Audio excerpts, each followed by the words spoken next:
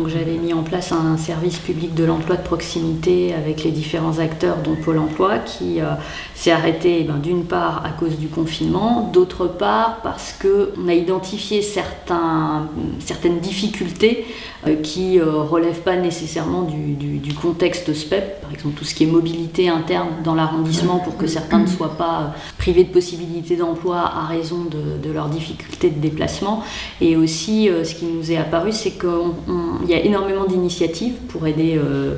les personnes dans leur recherche d'emploi, mais c'est des initiatives qui sont assez individuelles, autonomes, et l'important c'est que tout le monde puisse avoir accès aux différentes choses. Et là, le conseil départemental, et c'était juste avant le confinement,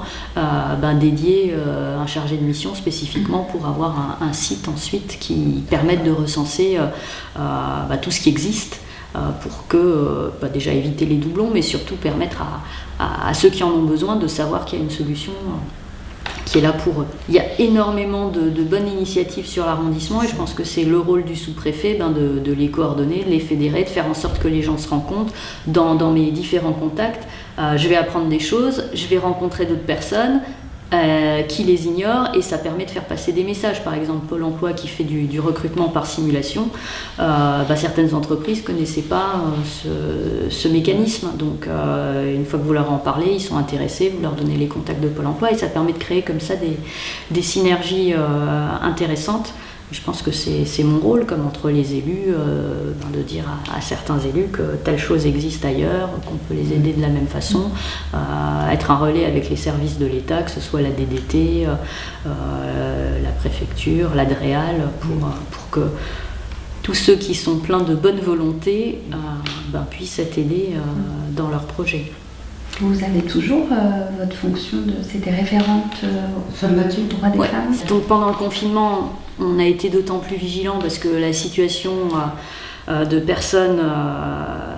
24 heures sur 24 ensemble peut générer des violences intrafamiliales, que ce soit sur les enfants, sur les femmes battues. Donc immédiatement, on a fait en sorte que les associations d'aide aux victimes, notamment la DAVIR, soient pleinement mobilisées, les services de police et de gendarmerie aussi. La cellule opérationnelle qui a été mise en place fin novembre pour venir en aide aux femmes victimes ne s'est plus réunie en présentiel, pour autant on restait en contact par mail. On s'est aussi assuré que des situations qui nous avaient été signalées avant soit suivi, en allant par exemple envoyer les gendarmes sur place, s'assurer auprès de madame directement de visu qu'elle ne demandait pas notre aide, parce que dans des communes rurales, tout le monde n'a pas une brigade de gendarmerie sur place, n'a pas une pharmacie sur place, et vous pouvez avoir des gens isolés, même si ça peut paraître surprenant à notre époque, mais qui n'ont pas par exemple de téléphone portable, ou s'ils sont en danger, ça va être plus difficile de les remarquer qu'un immeuble en zone urbaine où vous pouvez entendre des cris,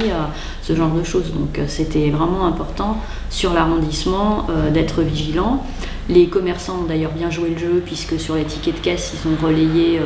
les numéros d'aide aux femmes battues. Il y a eu des permanences aussi qui ont été tenues devant des supermarchés, et ça permet d'aborder, de toucher des gens qui sinon n'auraient peut-être pas fait cette démarche, ou n'auraient pas eu le temps de la réflexion qu'a permis le confinement à certains. Et je sais que la DAVIRS m'a dit que une dame est venue les trouver devant le stand du supermarché en disant voilà, ça fait 25 ans que je suis battue et c'est la première fois que j'en parle, quoi. Et donc voilà, c'est pareil, si on veut chercher, puisqu'il faut toujours en chercher un point positif au confinement, ça a permis de mettre en place des choses différentes et de toucher différemment les gens. Donc c'est toujours une mission qui m'incombe, qui est importante, où je pense que là aussi le relais avec l'éducation est important, parce que c'est assez petit que ces genres de choses se déterminent, que ce soit la notion que on ne violente personne, que les garçons et les filles sont égaux, et aussi que l'enfant, même s'il n'est pas directement victime de violence, de voir sa mère battue, son père violent, va modifier forcément sa construction de personnalité. Donc il faut vite faire en sorte que les interdits soient posés et qu'il n'y ait pas ensuite une forme de passivité